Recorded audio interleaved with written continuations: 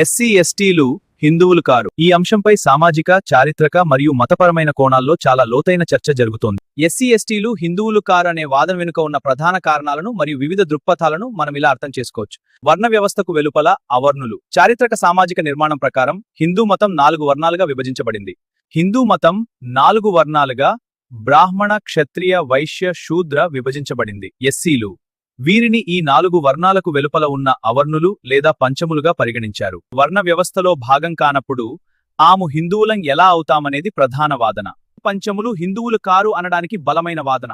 వారి సామాజిక నేపథ్యాన్ని ఎదిరిస్తే స్పష్టమబడుతుంది. అస్పృశ్యత అనే సామాజిక దౌర్జన్యం ఎదుర్కొన్నారు. పంచముల యొక్క ఎస్సీ దేవీ దేవతలు ఎవరంటే పోచమ్మ, మైసమ్మ, పోలేరమ్మ, కాశమ్మ, బంగారమ్మ, బురదలమ్మ, తలుపులమ్మ, నాంచారమ్మ మొదలగు దేవీ దేవతలను ఎస్సీలు పూజించేవారు. నేటికి ఎస్సీలు ఈ దేవీ దేవతలను వారి ఇంటి దేవతలుగా పూజిస్తూ ఉన్నారు. ఎస్సీలు పూజిస్తున్నటువంటి దేవీ దేవతల గుడిలో పూజారిగా బ్రాహ్మణులు ఎందుకు ఉండడం లేదు?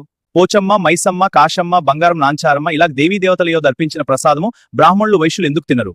ఎస్సీలు పూజిస్తున్నటువంటి దేవీ దేవతలను బ్రాహ్మణులు, వైశ్యులు ఎందుకు పూజించరు? ఒకవేళ ఎస్సీలు హిందువులే అయితే ఎస్సీలు పూజిస్తున్న దేవీ దేవతలను బ్రాహ్మణులు, వైశ్యులు పూజించవచ్చు కదా? అక్కడ అర్పించిన ప్రసాదమును తినవచ్చు కదా? బ్రాహ్మణులు పూజిస్తున్న గుడిలోనికి ఎస్సీలను రానివ్వలేదు. ఎస్సీలు పూజిస్తున్నటువంటి దేవీ దేవతల యొక్క గుడుల్లోనికి బ్రాహ్మణులు రాలేదు. వారిచ్చిన ప్రసాదాన్ని తినలేదు. అందువల్ల హిందూ ధర్మం మనల్ని అంగీకరించలేదు కాబట్టి మనం హిందువులు కాదనే భావన వస్తుంది.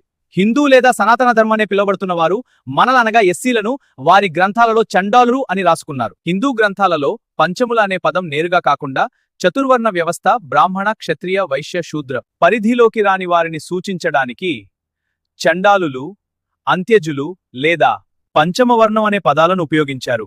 ఇది ఋగ్వేదం. ఋగ్వేదంలోని 10వ మండలం పురుష సూక్తంలో చతుర్వర్ణ విభజన ఉంది. ఈ వర్ణక్రమంలో చేరని సమాజం యొక్క ప్రాంతాల వెలుపల నివసించే వారిని చండాలులుగా లేదా పంచములుగా పేర్కొన్నారు. మనుస్మృతి, ధర్మసనాలు, పురాతన ధర్మశాస్త్రాలు మరియు మనుస్మృతిలో వర్ణ సంకరము, వివిధ వర్ణాల మిశ్రమం ద్వారా జన్మించిన వారిని అంత్యజులు లేదా పంచములుగా వర్గీకరించినట్లు ప్రస్తావనలు ఉన్నాయి. అలాంటప్పుడు ఎస్సీల ఎలా హిందువులవుతారు? మీరే చెప్పండి. ఈ భావజాలాన్ని బలంగా ప్రచారం చేసిన ప్రముఖుల్లో బిఆర్ అంబేడ్కర్ గారు ఒకరు. ఆయన 1956లో చివరికి బౌద్ధమతం స్వీకరించడం కూడా ఈ కారణంతోనే జరిగింది. ఆదివాసీల ఎస్టీ ప్రత్యేక సంస్కృతి. ఆదివాసీల విషయంలో హిందూ గుర్తింపుపై భిన్నమైన అభిప్రాయాలున్నాయి. ప్రకృతి ఆరాధన. ఆదివాసీలు ప్రాచీన కాలం నుండి ప్రకృతిని ఆరాధిస్తారు. చెట్లు, కొండలు, జంతువులను పూజిస్తారు. వారి ఆచారాలు, పండుగలు, పెళ్లిళ్లు వైదిక సంప్రదాయాలకు భిన్నంగా ఉంటాయి. సర్నా కోడ్. జార్ఖండ్, ఛత్తీస్గఢ్ వంటి రాష్ట్రాల్లోని ఆదివాసీలు తమను హిందువులుగా గుర్తించవద్దని, జనగణనలో తమకు సర్నా అనే ప్రత్యేక మత గుర్తింపు ఇవ్వాలని పోరాడుతున్నారు. సుప్రీంకోర్టు వ్యాఖ్యలు. గతంలో కొన్ని సందర్భాల్లో న్యాయస్థానాలు కూడా ఆదివాసీలకు ప్రత్యేకమైన ఆచారాలు ఉన్నాయని, వారు హిందూ చట్టాల పరిధిలోకి నేరుగా రారని అభిప్రాయపడ్డాయి. మూలవాసి సిద్ధాంతం.